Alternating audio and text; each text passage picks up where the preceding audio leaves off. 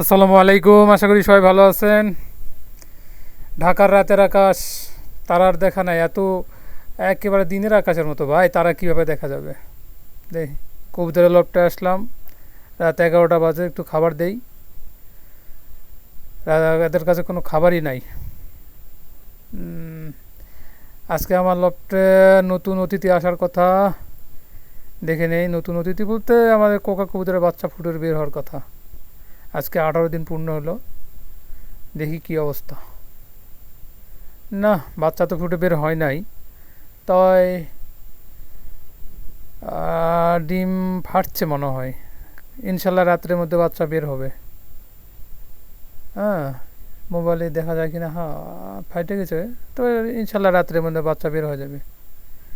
দিয়ে রাখি, সকালে কি হয় অবশ্যই আপনাদেরকে জানাবো। আহ, কি অবস্থা, কারো কাছেই তো কোনো খাবার নাই। একটু খাবার দিই। হ্যাঁ, লং শেপ কবুতর।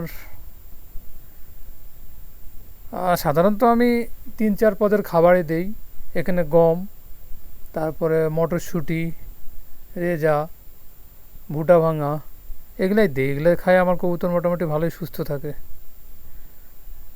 এটা ড্যানিশ কবুতর, উপরে কোকা কবুতর, লংশেপ কবুতর। আর এখানে একটা আমার ইঁদুর ধরার ফাঁদ আছে।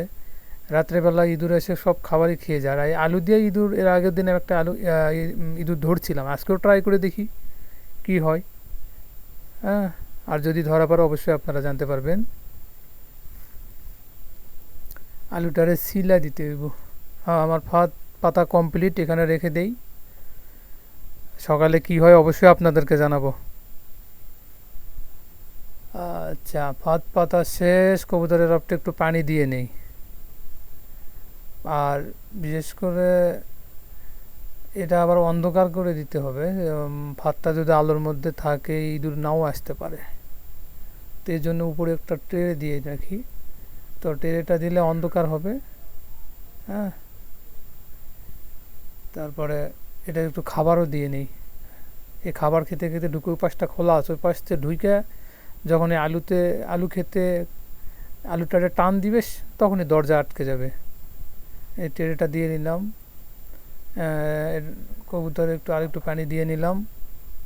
এর নিচেটা একটু পানি দিয়ে নেই, সবগুলোতে পানি দিয়ে নিলাম। আর কি হইতেছে অবশ্যই, এই যে সকাল হয়ে গেছে, সকালে দেখি আমার ইঁদুর ধরা পড়ছে কিনা। এই যে বাবা, ধরা পড়ে গেছে, ধরা পড়ে গেছে ইঁদুর। এতদিন অনেক খাবার খাইছো ভাই, তোরা যে কি করি আজ। সরাই রাখি। আর দেখি আমার খামারের নতুন অতিথি আসার কথা, ওদের কি অবস্থা। এই যে কি অবস্থা, দেখি দেখি দেখি। আলহামদুলিল্লাহ আলহামদুলিল্লাহ আলহামদুলিল্লাহ, দুইটা বাচ্চাই ফুটে গেছে এখন। ফুটে দুইটা বাচ্চা। আচ্ছা, ঠিক আছে ঠিক আছে, ডিমের খোসাগুলো ফেলে দেই। তো